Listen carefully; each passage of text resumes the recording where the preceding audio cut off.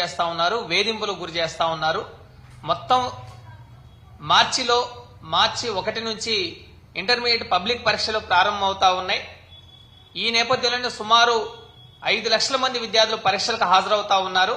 ఈ పరీక్షలకు హాజరయ్యే విద్యార్థుల వద్ద నుంచి చైతన్య, నారాయణ లాంటి కాలేజీ యాజమాన్యాలు ఫీజుల కోసం తీవ్రంగా ఒత్తిడి చేస్తా ఉన్నారు. ఇప్పటికే టర్మ్ ఫీజుల పేరుతోటి విద్యార్థుల దగ్గర నుంచి ఫీజులు వసూలు చేశాయి. మొన్ననే సంక్రాంతి ఫెస్టివల్ పూర్తయింది. సంక్రాంతి పండగ పూర్తయి సెలవులు అయిపోయిన తర్వాత తిరిగి కాలేజీలకి విద్యార్థులు వస్తే మీరు ఫీజులు చెల్లిస్తేనే కాలేజీ లోపలికి రావాలని కాలేజీ యాజమాన్యాలు ఈ రోజు విద్యార్థుల్ని తీవ్రంగా హింసిస్తా ఉన్నాయి. విద్యార్థుల్ని గేటు బయటకు పంపించి ఫీజు పే చేస్తేనే మీరు లోపలికి రావాలి, హాస్టల్కి రావాలని కాలేజీ యాజమాన్యాలు విద్యార్థుల్ని హింసించడం అనేది చాలా దుర్మార్గమైన చర్య.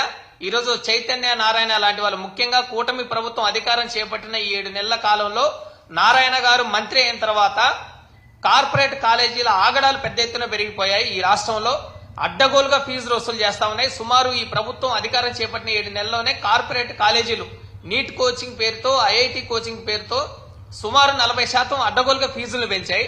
ఒకవైపు ఫీజులను పెంచడంతో పాటు ఫీజులు ఇన్ టైంలో మీరు చెల్లించకపోతే కాలేజీకి రావద్దు, బయటికి వెళ్లిపోండి అని కాలేజీల నుంచి విద్యార్థుల్ని బయటికి పంపిస్తున్న సంఘటనలు రాష్ట్ర వ్యాప్తంగా జరుగుతా ఉన్నాయి. ముఖ్యంగా విజయవాడలో గోశాల శ్రీ చైతన్య కాలేజీలో సెకండ్ ఇయర్ విద్యార్థి గౌతమ్ అనే విద్యార్థి ఫీజు చెల్లించలేదని కాలేజీ యాజమాన్యం విద్యార్థిని కాలేజీ లోపలికి అనుమతించకుండా గేటు బయటకు పంపించారు. మేము 20,000 పే చేశారు ఆ తండ్రి, ఇంకో 50,000 పే చేస్తేనే మీరు కాలేజీలోకి రావాలని కాలేజీ యాజమాన్యం హుకుం జారీ చేసి ఆ విద్యార్థితో పాటు వచ్చిన తండ్రిని బయటకు పంపించి మీరు ఫీజు పే చేస్తేనే లోపలికి రావాలి, 50,000 ఫీజు కడితేనే లోపలికి రండి అని గేటు బయటకు పంపించారు. ఇది చాలా అమానుషమైన ఘటన. దీనిపైన ఇంటర్మీడియట్ అధికారులు తక్షణమే చర్యలు తీసుకోవాలని వైఎస్ఆర్ విద్యార్థి సంఘం తరఫున మేము డిమాండ్ చేస్తా ఉన్నాం. ముఖ్యంగా ఈరోజు కార్పొరేట్ కాలేజీ యాజమాన్యాలు నీట్ కోచింగ్ పేరుతో 3 లక్షల రూపాయల పైగా ఫీజులు వసూలు చేస్తా ఉన్నారు. ఈరోజు Gosala Sri Chaitanya college NEET coaching student అతను గౌతమ్ సుమారు 2 లక్షల రూపాయలు ఫీజు ఇప్పటికే 1 లక్ష రూపాయల పైన పే చేశారు. 20,000 రూపాయలు మేము పే చేస్తాము, మిగిలిన 50,000 కొంత టైం ఇవ్వండి అని టైం బాండ్ పేరెంట్ అడిగితే టైం బాండ్ ఇవ్వకుండా కాలేజీ యాజమాన్య విద్యార్థిని బయటకు పంపించడం అనేది చాలా అమానవీయమైన ఘటన. ఇది విద్యార్థికి చదువు నిరాకరించే హక్కు కాలేజీ యాజమాన్యానికి లేదు. మీరు ఒక్కసారి కాలేజీలో చేరిన తర్వాత టర్మ్ ఫీజుల పేరుతో ఫీజులు కొంత పే చేసిన తర్వాత మీరు చదువు చెప్పాల్సిన బాధ్యత కాలేజీ యాజమాన్యాలకు ఉంది. విద్యార్థిని బయటకు పంపించే హక్కు మీకెక్కడిది? విద్యని నిరాకరించే హక్కు మీకెక్కడిది? మీరు ఫీజు వసూలు చేయాలంటే, ఫీజు అడగాలంటే విద్యార్థి తల్లిదండ్రులు ఉంటారు కదా, తల్లిదండ్రులని తండ్రి వచ్చాడు విద్యార్థితో పాటు, తండ్రిని ఫీజు అడగకుండా విద్యార్థిని ఎందుకు మీరు బయటికి పంపించారని మేము ప్రశ్నిస్తా ఉన్నాం.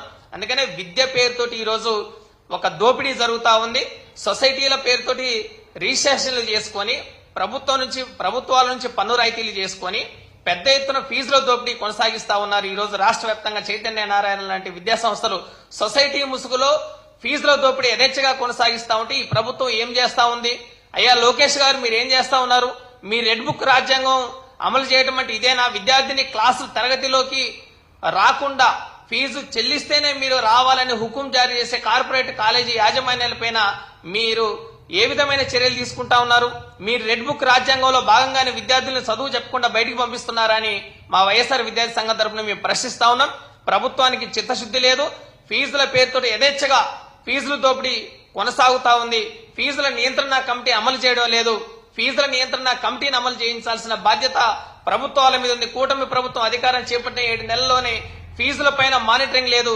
గత 5 ఏళ్ల జగన్మోహన్ రెడ్డి గారి పరిపాలనలో స్కూల్ పాఠశాల విద్యలో గాని, ఇంటర్మీడియట్ విద్యలో గాని, ఇంజనీరింగ్ కళాశాల విద్యలో గాని మొత్తం ఫీజుల మానిటరింగ్ బ్రహ్మాండంగా చేసి ఫీజుల నియంత్రణ కమిషన్ ని వేసి ఆ పర్యవేక్షణ కమిషన్ ఏ విధంగా పనిచేస్తుందో దాని మీద మానిటరింగ్ చేసిన చరిత్ర గత 5 ఏళ్లలో జగన్మోహన్ రెడ్డి పరిపాలనలో ఉంటే, జగన్మోహన్ రెడ్డి గారు అమలు చేసిన సంస్కరణలు బ్రహ్మాండంగా ఉంటే ఈ రోజు కూటమి అధికారం చేపట్టిన 7 నెలల్లోనే ఇంటర్మీడియట్ విద్యను నిరాకరించే విధంగా కార్పొరేట్ కాలేజీ యాజమాన్యాలు విద్యార్థుల్ని ఫీజులు చెల్లించడం లేదనే పేరుతోటి ఫీజులు మీరు చెల్లిస్తేనే కాలేజీ తరగతి గదిలోకి రావాలని హుకుం జారీ చేసి బయటికి పంపిస్తున్న ఘటనలు 7 నెలల మీ పరిపాలనలోనే జరుగుతున్నాయంటే ఈ కూటమి ప్రభుత్వ పరిపాలన ఎంత అరాచకంగా ఉందో, ఎంత అడ్డగోలుగా ఉందో మనం అర్థం చేసుకోవచ్చు.